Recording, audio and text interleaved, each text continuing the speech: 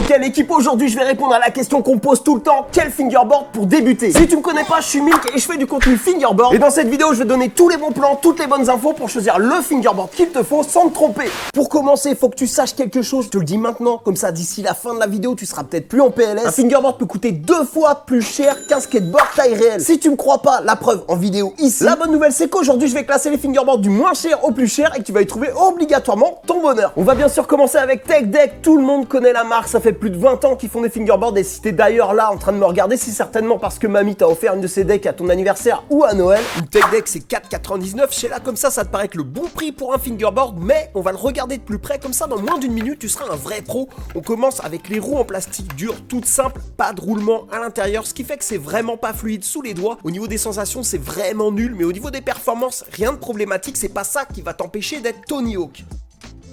La board est en plastique, t'as entendu dire qu'il y en avait en bois, ce qui est vrai, on va en voir plein après, mais est-ce que le plastique c'est un problème? Là aussi au niveau des performances, pas vraiment, c'est un peu plus lourd, c'est moins confortable, mais voilà, rien de plus. Par contre, je te donne une info qui elle est vraiment importante, les boards Tech Deck les plus larges de 32 mm, elles sont équipées de quelque chose que tu n'aurais même pas remarqué jusqu'ici, mais pourtant qui change tout. C'est ça ici, c'est là que ça se passe, ce petit truc sous le boulon, c'est les bushings. C'est ça qui va gérer la souplesse et le bon repositionnement de la direction. C'est archi important parce que ça change tout au niveau des performances. Pourquoi je te dis ça? Parce qu'une autre partie de la gamme Tech Deck est équipée de bouts de plastique dur à la place et c'est une catastrophe. Donc quand tu choisis ta Tech Deck, vérifie bien que ça ressemble à ça. On voit une petite coque de métal sous le boulon et sous la coque une petite gomme. Ça, c'est bon. Si par contre tu vois ça, là tu la reposes immédiatement dans le rayon sans faire de gestes brusques. Tu manges 5 fruits et légumes et tu te laves bien les mains après.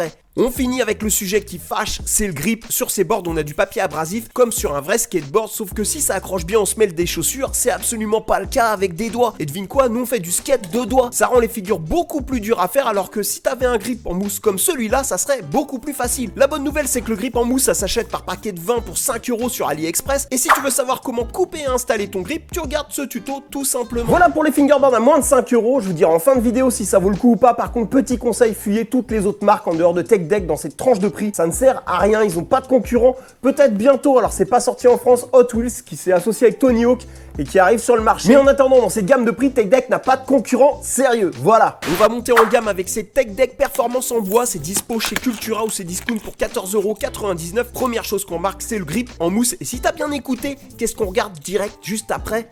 Voilà, ça fait plaisir, il y en a qui écoutent, on regarde les bushings. Et là on voit qu'on a la bonne version. Les roues par contre, toujours pas de roulement, mais Tech Deck a utilisé un plastique de meilleure qualité, plus souple, qui accroche un peu. Bon confort, bonne sensation. La board, elle, est plus légère, plus souple qu'une Tech Deck en plastique. L'avant et l'arrière de la board ont des formes et des angles identiques comme d'habitude chez Tech Deck. Mais ça justement, c'est un avantage quand on débute pour prendre ses marques. Si tu veux un test complet de cette board, j'ai fait cette vidéo qui s'affiche là. En tout cas là, je crois qu'on tient un sérieux concurrent, on va voir ça à la fin de la vidéo. Maintenant, on va encore monter en gamme avec un fingerboard Close-Up qui lui coûte 26,70 € dans leur boutique en ligne et dans tout bon skate shop qui se respecte un minimum. Close-Up c'est français, c'est une marque qui a plus de 15 ans et beaucoup comme moi sont passés un jour aux choses sérieuses en s'achetant une Close-Up. En résumé, on a une board en bois avec un shape réaliste et des licences de skateboard bien ouf. Pour les trucks, là aussi on monte en gamme, un grip en mousse et pour finir des roues avec roulement. Et petite info en exclu, Close-Up va bientôt sortir des nouvelles roues plus souples. Bref, c'est du sérieux, même si le prix te paraît peut-être cher pour ce que tu considères encore comme un jouet. Enfin ça on en reparle quand tu seras en train d'essayer de rentrer un kickflip. Bah là tu vas voir que 26,70 € c'est pas cher payé parce que là on passe directement à un fingerboard qui coûte 109,95 €. Les marques c'est Black River ou Berlinwood, aujourd'hui c'est les leaders du fingerboard pro. Ici la board est faite à la main, les trucks sont de qualité supérieure en termes de sensation, de précision. D'ailleurs si tu veux voir cette board en action, regarde cette vidéo que j'ai fait là. Bon, on va être cash, mais oui bien sûr qu'il y a une différence, un écart avec les fingerboards qu'on a vu avant au niveau des sensations, au niveau des performances, mais est-ce que ça vaut le coup pour toi maintenant? Si tu regardes cette vidéo, tu débutes sûrement, clairement dans ton cas, non, ça vaut absolument pas le coup. Alors je sais, on a tous tendance à se dire que ce qui est cher est mieux, c'est peut-être vrai dans certains cas,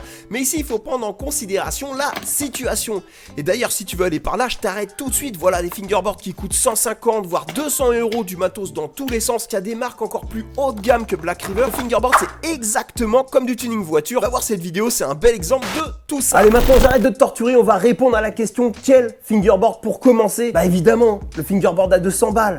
Plus sérieusement, on va commencer avec la Tech Deck en plastique, porte d'entrée classique dans le fingerboard. C'est le mode difficile, notamment à cause du grip, c'est plus difficile d'apprendre sur une Tech Deck, mais faut reconnaître que la gamme s'est vraiment améliorée avec les changements des bushings et la largeur de la board. Donc c'est devenu une option envisageable pour apprendre, débuter sur le fingerboard, même si ça reste, je le répète, plus difficile. La Black River, c'est cool, c'est la classe, c'est performant, mais le prix est complètement absurde si t'es débutant. Tu vas même pas voir la différence avec une board qui est 4 fois moins chère, comme une close-up par exemple. La close-up, voilà une option intéressante si t'as 27 € à investir, que t'es déterminé à faire du fingerboard, c'est elle qu'il faut choisir. Le rapport qualité-prix est complètement imbattable. Et pour finir, la Tech Deck Performance à 15 €, pour moi, c'est la grande gagnante du rapport qualité-prix.